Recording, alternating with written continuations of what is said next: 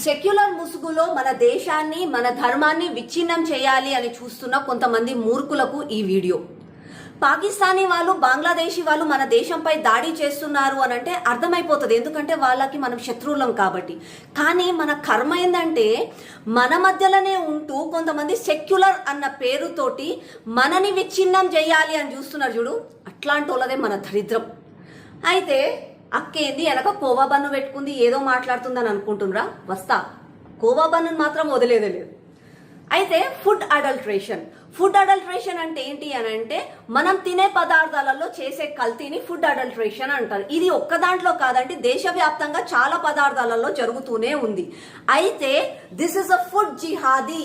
పాకిస్తానీ వాళ్ళు బంగ్లాదేశీ వాళ్ళు చేస్తున్న కుట్ర అని నేను ఎందుకు అంటున్నాను అనంటే, వాళ్ళ మొహాలకి ఆ ఎదవలకి మన భారతదేశంలోకి వచ్చే ధైర్యం లేదు, మనతోటి యుద్ధం గెలిచే ధైర్యం ఆ మొహాలకి లేదు. కాబట్టి వాళ్ళు ఏం చేస్తున్నారు అనంటే వాళ్ళ దగ్గర ఉన్న తుపాకీలని మన మధ్యలో ఉంటున్న కొంతమంది సెక్యులర్ల భుజాల పైన పెట్టి వాళ్ళు మనని కాల్స్తున్నారు. ఎట్లా అంటే వాళ్ళు ఈ ఫుడ్ అడల్ట్రేషన్ ఫుడ్లలో కల్తీ చేసి మన యువతని స్ట్రాంగ్ గా బలంగా ఉండకుండా వాళ్ళు ఈ రోజు నాశనం చేయాలని చూస్తున్నారు. అదే మన యువతనే మంచిగా లేకపోతే మన దేశం ఎంత బలంగా ఎలా ఉంటది అన్నది వాళ్ళ స్ట్రాటజీ, వాళ్ళ కుట్ర. అయితే ఫుడ్ అడల్ట్రేషన్ తో వాళ్ళు ఏం చేస్తున్నారు, పాకిస్తానీ వాళ్ళు బంగ్లాదేశీ జిహాదీ వాళ్ళు అనంటే హార్మోనల్ ఇంబ్యాలెన్సెస్ అవుతాయి ప్రజలలో, పిల్లలలో ముఖ్యంగా. అయితే ఫర్ ఎగ్జాంపుల్ మనం చూస్తున్నాం జనరల్ గా అమ్మాయిలు 13 to 15 years లో మెచ్యూరిటీ లెవెల్స్ రీచ్ అవుతారు. కానీ ఈ మధ్య చేస్తలేమో మనము ఈ ఫుడ్ అడల్ట్రేషన్ ఈ కల్తీల వల్ల 9-10 years కి అమ్మాయిలు మెచ్యూరిటీ లెవెల్స్ రీచ్ అయిపోతున్నారు. అలాగే అబ్బాయిలు ముఖ్యంగా వాళ్ళు యంగ్ ఏజ్ దాటిన తర్వాత వాళ్ళకి పిల్లలు పుట్టకుండా అనారోగ్యమైన ఏవేవో బాధలు వాళ్ళు అవుతున్నారు. ఎందుకు అనంటే మెంటల్లీ ఫిజికల్లీ మన యువతని దెబ్బతీయాలి, మన దేశాన్ని దెబ్బతీయాలని ఈ పాకిస్తానీ వాళ్ళు చేస్తున్న కుట్ర.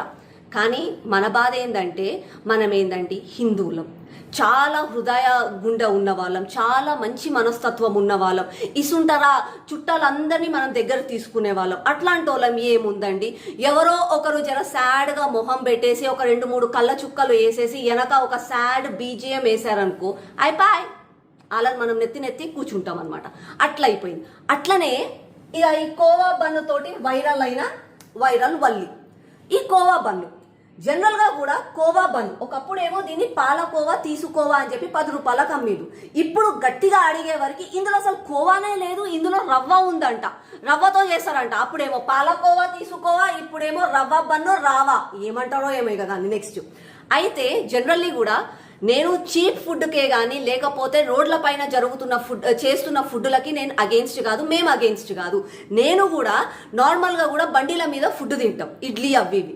ఒకవేళ ఫర్ ఎగ్జాంపుల్ ఒక ప్లేట్ ఇడ్లీ వచ్చేసి 25 రూపాయలు అని అంటే మంచిగా అనిపిస్తుంది. ఎందుకు అని అంటే అందులో ఒక 4 రూపాయలు అలా గిట్టుబాటు ఉంటుంది కాబట్టి తింటాం మనం. అదే ప్లేట్ ఇడ్లీ 5 రూపాయలకి ఇస్తా అంటే మనం తింటామా? తినము. ఎందుకంటే అందులో ఏదో కుట్ర జరుగుతుంది, అందులో వాడు ఏదో చేస్తున్నాడు అని చెప్పి ఎవరికైనా డౌట్ వస్తుంది. అట్లనే ఈ ఫుడ్ జిహాదీ ఫుడ్ అడల్ట్రేషన్ లో కేవలం ఒక ఎగ్జాంపుల్ గా కోవా బన్నుని పట్టుకున్నాము. ఎందుకు అని అంటే ఒక కోవా కిలో వచ్చేసి 500 రూపాయలు 600 రూపాయలు వస్తుంది. అట్లాంటి కోవాని ఈ బన్నులో పెట్టి 10 రూపాయలకు ఎట్లా అమ్ముతున్నాడు?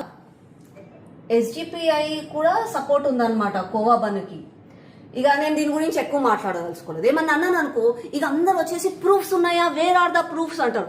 అరే పాకిస్తాన్ లోకి పోయి మనం వాళ్ళని కొట్టొచ్చాము, వాళ్ళ పైన దాడి చేశాము అని అంటేనే ఎక్కడైంది, ఫోటో ఉందా, ప్రూఫ్ ఉందా, డెడ్ బాడీ ఉందా అని అడిగారు.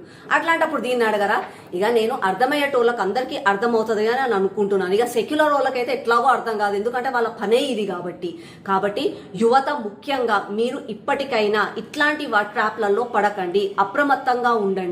మీరు తినే వాటిని జాగ్రత్తగా చూసుకోండి, అందరూ కూడా సేఫ్ గా ఉండండి. బలమైన భారతదేశాన్ని నిర్మించాలి అని అంటే మనం అందరం కూడా బలంగా ఉండాలి. దయచేసి అందరూ కూడా అప్రమత్తంగా ఉండాలి. జై శ్రీరామ్, జై బజరంగబలి.